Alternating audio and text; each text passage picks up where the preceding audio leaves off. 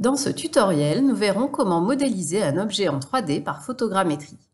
Il s'agit ici d'un travail en relatif, c'est-à-dire sans tenir compte de la position géographique de l'objet.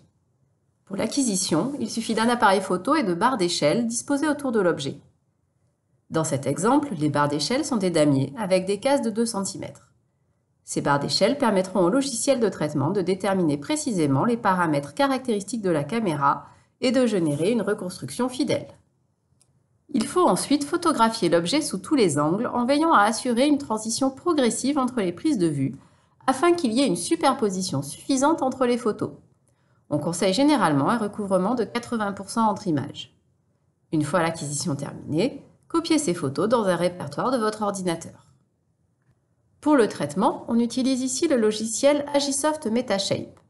L'interface de Metashape se compose de plusieurs volets que vous pouvez adapter depuis le menu Vue.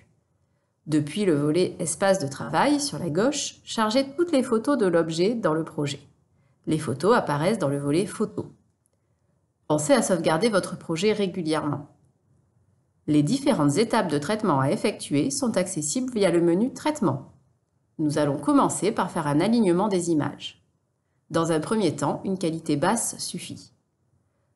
Lors de cette étape, le logiciel détecte des points remarquables, homologues entre les images couvrant une même zone. Les points utilisés pour l'alignement sont appelés points de liaison, tie points en anglais. L'ensemble des points identifiés est appelé point clé, key points en anglais. À l'issue de cette étape, un nuage de points épars est généré. Les photos avec un petit symbole validé sont alignées. On va alors pointer les barres d'échelle. En double-cliquant sur l'une des images pour l'afficher dans la fenêtre principale, nous allons ajouter des marqueurs sur certains angles des barres d'échelle. Un clic droit permet de faire apparaître le menu pour ajouter un repère. Un petit drapeau vert apparaît sur l'image. Ces repères apparaissent également dans le volet Références. Lorsque plusieurs repères sont créés, en sélectionnant 2 repères et en faisant un clic droit, il est possible de créer une barre d'échelle, dont on pourra définir la longueur. Par exemple, ici, le segment défini par les points 1 et 2 mesure 14 cm et le segment défini par les points 1 et 3 mesure 6 cm.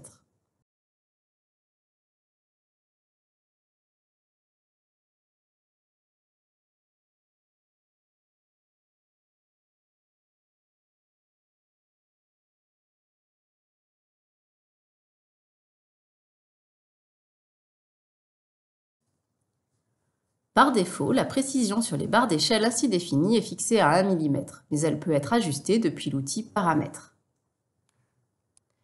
Le fait d'avoir préalablement aligné les photos permet d'avoir une pré-identification des repères sur toutes les images. Il faut toutefois passer en revue ces images et, lorsque cela est possible, valider ou ajuster la position des marqueurs.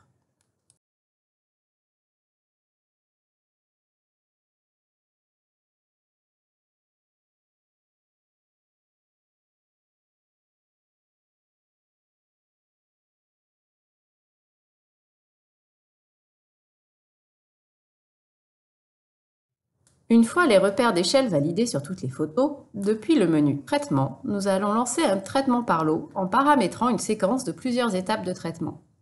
Il est conseillé dès à présent de cocher la case « Enregistrer le projet à chaque étape ». La première étape du traitement consiste à relancer un alignement des photos, cette fois-ci avec une qualité haute. L'étape de traitement suivante consiste à optimiser l'alignement des caméras. Cette étape permet d'ajuster les paramètres internes des caméras. Pour cela, conservez les paramètres par défaut. Il nous faut ensuite construire un nuage de points denses. Vérifiez que la qualité soit sur haute et le filtrage de la profondeur sur agressif. Si le filtrage a tendance à supprimer des détails de l'objet, ce paramètre peut être passé à moyenne ou basse. La séquence de traitement pourrait être lancée dès à présent, mais on peut également ajouter la création d'un maillage 3D.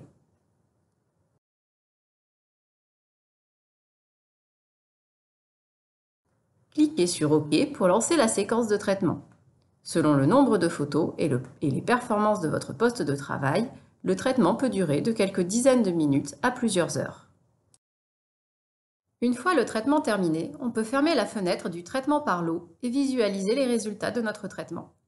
En mode souris, on peut faire tourner le nuage dans les 3 dimensions et zoomer grâce à la molette. Vérifiez dans l'onglet Références que l'erreur calculée sur les barres d'échelle reste faible, sans quoi cela peut être signe d'une erreur de traitement, comme un mauvais alignement des photos. Avec l'outil Sélection, il est possible de filtrer les points aberrants en sélectionnant ces points et en les supprimant.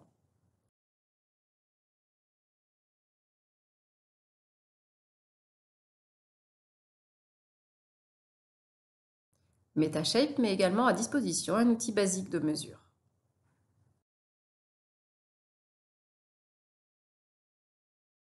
Pour finir, on va exporter les résultats de nos traitements à partir du menu Fichier, Exporter.